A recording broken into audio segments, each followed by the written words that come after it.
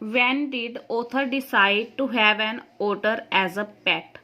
लेखक ने कब डिसाइड किया कि एक पालतू के तौर पर ओटर को उदबिलाव को पालेगा? How did he get an otter? उसे ओटर कैसे मिला, उदबिलाव कैसे मिला? The author had a pet dog Johnny. Author का एक पालतू कुत्ता था जोनी। व्हेन जोनी डाइड, जब जोनी मर गया, his life without a pet was lonely. बिना एक पालतू के उसकी जिंदगी अकेली हो गई। इन 1956 1956 में ही वेंट टू सदर्न इराक, वो दक्षिण इराक गया। ही हैड डिसाइडेड, वो डिसाइड कर चुका था, बाय देन, तब तक, दैट कि he would keep an otter, वो एक उदबिलाव रखेगा, एज अ पेट, पालतू जानवर के तौर पे, इंस्टीड ऑफ अ डॉग, एक डॉग की बजाय।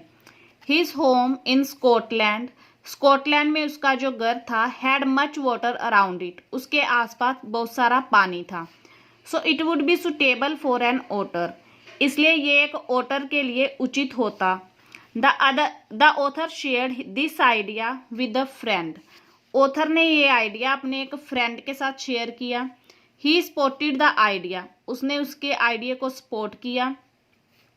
एंड सजेस्टेड दैट, और सलाह दी कि he should take an otter from the Tigris marshes, कि उसे एक ओटर लेके आना चाहिए टिग्री की दलदल से।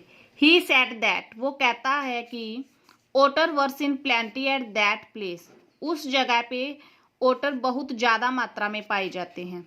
वन डे, एक दिन, the author found 2 Arabs in his room, author को मिले, लेखक को मिले 2 अरब के लोग उसके कमरे में। दे हैड ब्रोट, वो लेके आए थे, अ सैक, एक बोरी, विद दैम, उनके साथ। इन द सैक, बोरी में, देयर वॉज एन ओटर, एक ओटर था।